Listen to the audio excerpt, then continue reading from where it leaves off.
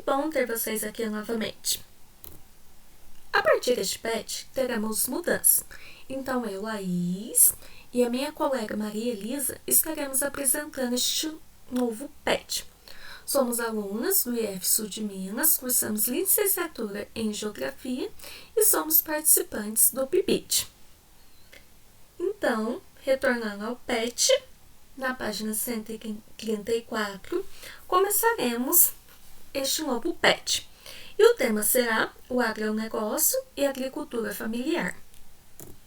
O título do texto é Agricultura Familiar. Então, vamos entender o que é a agricultura familiar. A agricultura familiar se refere ao cultivo dos produtos agrícolas e à criação de determinadas espécies de animais, do qual é realizado por pequenos produtores. Em geral, a mão de obra que vai ser utilizada para realizar estes serviços, este trabalho, vai ser familiar, do núcleo familiar.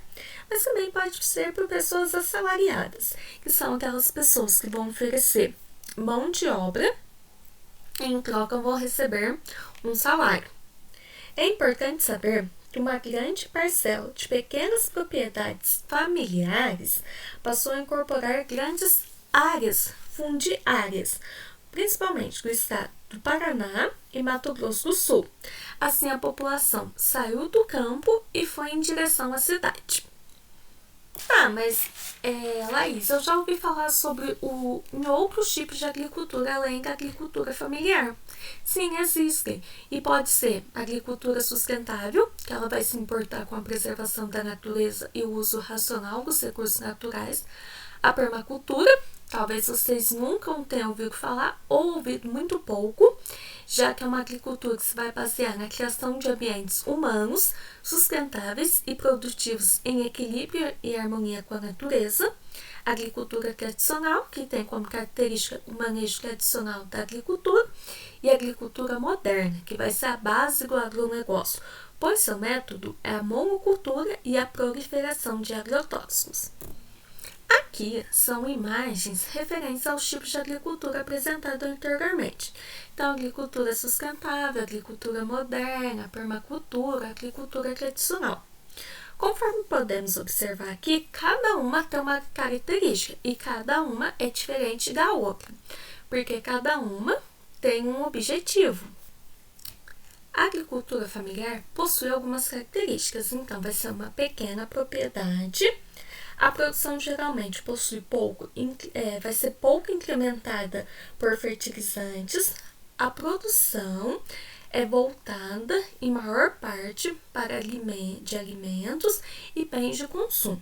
Os bens de consumo, então, têm o objetivo de satisfazer a necessidade de um indivíduo. Por exemplo, a necessidade de se alimentar. Então, vai ser alimentado com os alimentos produzidos na agricultura familiar. No Brasil, a agricultura familiar, conforme dados apontados no censo de 2006, no censo agropecuário, emprega cerca de 80% da população do setor rural e totaliza cerca de 40% de toda a produção agrícola, apesar de ter 20% das terras agricultáveis do país. Então, ao todo, essa agricultura familiar vai ter a produção de 87% de mandioca, 70% de feijão, 46% de milho, 38% de café, 34% de arroz, 21% de trigo e 16% de soja. Essa porcentagem é referente à produção de todo o país, do que ela produz dentro do nosso país. Eu falei sobre o censo agropecuário. Então, o que é esse censo? Por que ele é tão importante? Assim como os demais censos realizados no Brasil, este é mais um. Vale lembrar vocês que com certeza vocês ou algum familiar já deve ter participado do censo, da qual o IBGE vai atuar sua residência e faz algumas perguntas, e com essas perguntas são levantadas informações importantes. Da mesma forma, é o censo agropecuário.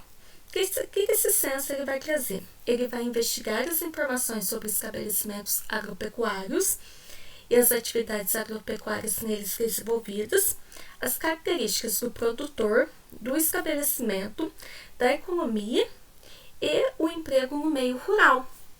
Como que foi falado aqui, ele emprega cerca de 80% da população do setor rural. Então, é uma informação que está lá no censo agropecuário.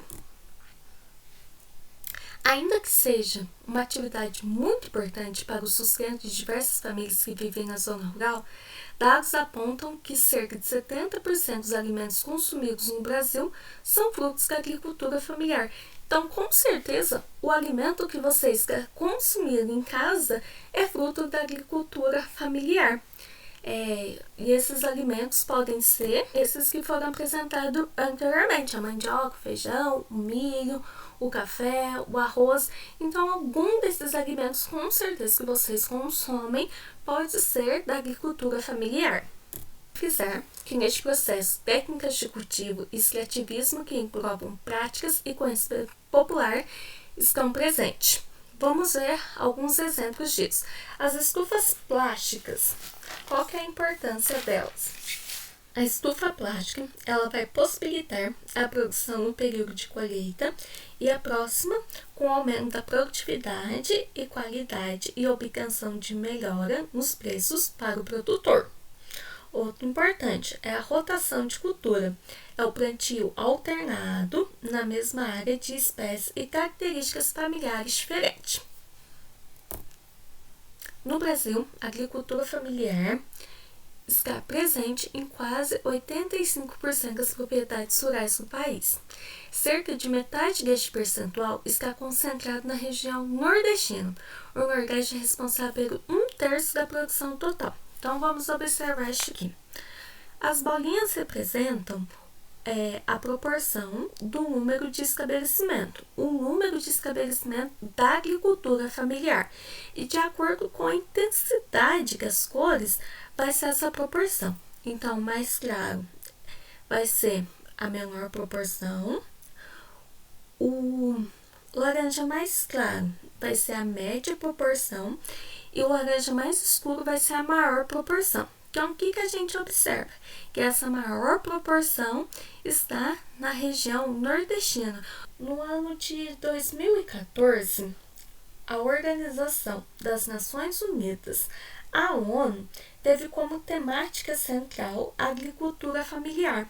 Ela foi escolhida então, e ela trouxe algumas metas. Foi apresentada algumas metas neste ano, como a visibilidade da agricultura familiar e dos pequenos agricultores, além de destacar o papel na erradicação da fome e da pobreza. Será que de 2014 a 2021 a agricultura familiar, será que ela ganhou maior visibilidade? Vou deixar esse questionamento para vocês. Como eu falei, no censo, ele traz algumas informações sobre os agricultores, E as características dos agricultores levantadas dentro deste censo foi que ele tem independência do insumo externos à propriedade, produção agrícola deles está condicionada às necessidades do grupo familiar, o uso da energia vai ser solar, animal e humana, a propriedade é pequena, baixa produção de dejetos. Lógico, existem outras características importantes sobre esses agricultores familiares. O agricultor familiar é regularmente citado como sendo de baixa tecnologia. Este fato, no entanto, devido à ampla variabilidade cultural, social e econômica, não ocorre para todos os agricultores. Então, nós temos que entender que isso não se aplica a todos os agricultores, que estão tendo mudanças, está ocorrendo mudanças. Então, deve-se considerar que o baixo insumo não é baixa tecnologia. Portanto, deve-se dissociar a tecnologia de baixo insumo. Então, nunca podemos associar que a baixa tecnologia significa baixo insumo. A mecanização do campo, então tem tecnologia no campo, possibilitou a substituição de mão de obra por máquinas, o que resultou a saída de pessoas do campo para a cidade, que foi conforme vimos no começo da aula, né? A agricultura familiar começou a fazer parte do agronegócio, houve mecanização, e as pessoas estão deixando o campo por estes motivos. Já na página 135, temos o Para Saber Mais. Vale muito a pena assistir esse vídeo e ler este texto. Na página 136, começa as atividades. Aqui na número 1, vocês devem marcar V para verdadeiro ou F para falso. O que é importante nessas atividades vocês saberem que os boys fees, aqui na terceira opção, eles são trabalhadores assalariados. Então, eles vão oferecer sua mão de obra em serviços relacionados à agricultura e vão receber um salário. Número 2.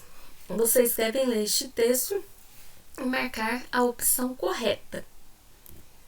Em 3, vocês devem fazer uma relação entre os tipos de agricultura e marcar aqui nesse outro parênteses qual é a definição correta. No número 4, vocês devem ler atentamente este texto e marcar a opção correta, a informação correta. No 5, vocês devem observar este gráfico. Esse gráfico eu já trouxe a informação na aula, né? E juntamente com toda a informação desse gráfico, o que foi falado na aula, vocês vão marcar novamente V para verdadeiro, F para falso.